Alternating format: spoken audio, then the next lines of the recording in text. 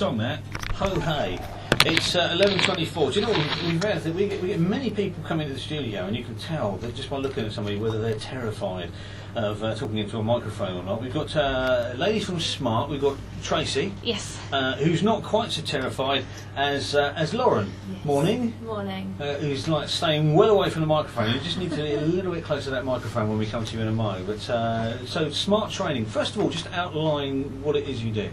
Okay, my job role is I am a training advisor of Smart Training, so I assess NVQ qualifications with learners. Qualifications that we deliver are work-based, so it's people that are in jobs, in employment, and we can then offer qualifications to support them in their job role.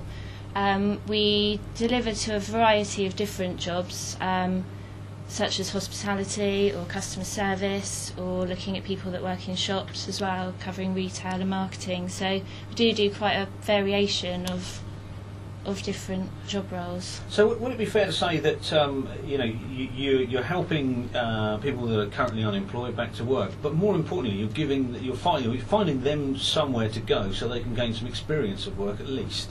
Yeah, definitely. One of our sort of prime markets are our younger learners that have just left school or left college, so that's sort of 16 to 19, 20 bracket, and we can help them to find employment and kickstart their sort of career whilst learning as well, because I know to a lot of people staying on at college or at school doesn't always appeal to everybody. It certainly didn't for me, and when I left school I couldn't wait to sort of start working and earning money. Sure. And so having an opportunity to sort of earn and learn at the same time is a good opportunity. How difficult is it on the Isle of Wight? You mentioned you left school there and had no incentive to sort of stay on at school or go to college. Did you leave school living on the island? I did, yeah. You did. Would that be different on the mainland because there's universities or whatever, or a lot more choice and chance for people? Possibly. I mean, Smart, we are sort of a nationwide company, but the island Sure. is where we started and it's where we founded, so it's sort of that's where our heart is. Good for you. How much more difficult is it to do your job and do it well on the island? Because I say, we are an unemployment black spot at the moment, and I say it's I would imagine you got a tougher job than somebody up country.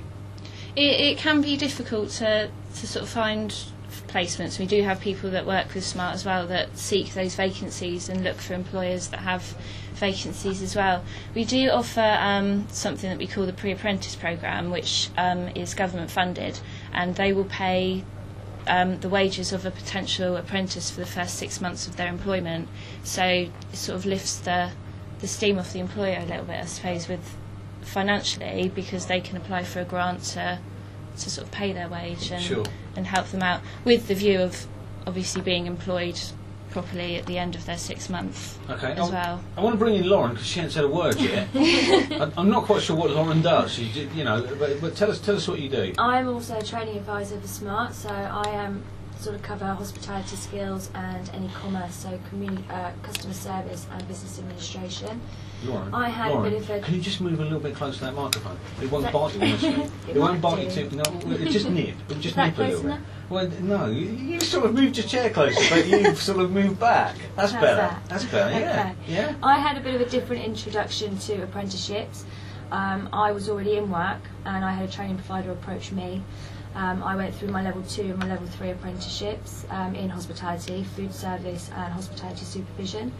And that really linked me onto this job, so I sort of got as far as I could in the business I was in, and decided to take my skills from a different angle and help other people to develop their skills with hospitality.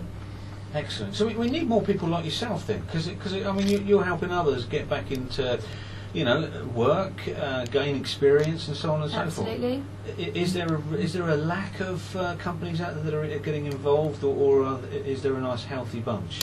I think we're quite lucky on the island because we've got quite a diverse range of companies that we can select. We've got a lot of hospitality companies, a lot of pubs, a lot of restaurants, hotels, as well as a lot of thriving businesses. We've got a lot of businesses already on board, like Beta Pack, Top Mops.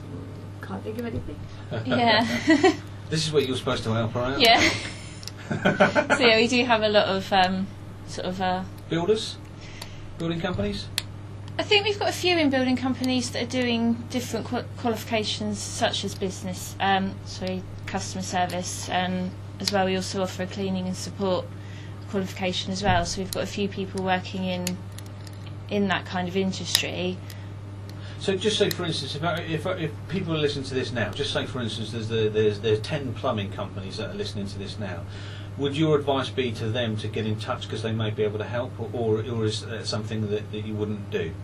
No, definitely, because we would then have a chat with them about the kind of skills that they do within their job to see how we can support them. So doing things such as customer service, because they're dealing with customers on a day-to-day basis, that could be something that could support them in their job role. Sure. And then moving forward as well, it's always good for any person to have those qualifications to benefit them. It's certainly benefited me having those qualifications. Excellent. So, I mean, you're thankful for being given the chance, and look at you now. Yeah, definitely. Look at you now. Look, when you walk in the place, you look like you're important, and of course you are. I am important. I'm important here. How important are you, Lauren? I feel important. You look important. You've got a new air of importance about you. So how do people get in touch with you? Just say, for instance, if there's people out there that can say, I can help you guys. So I want to work with Smart Training. I want to help get people that are seeking employment or want to gain experience of life in work and so on and so forth. How do they get in touch? Okay, we've got a contact number.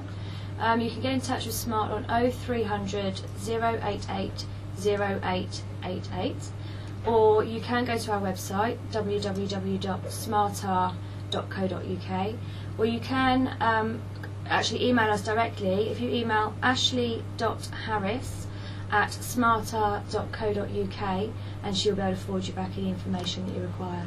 Okay. Now, did you mention the website? Yes. You did. Okay, so I was looking at you and I was just sort of lost. So what was the website again? www.smartar.co.uk. That was it, SmartR. Right, okay, I've got you now. Okay, so anything else you want to add?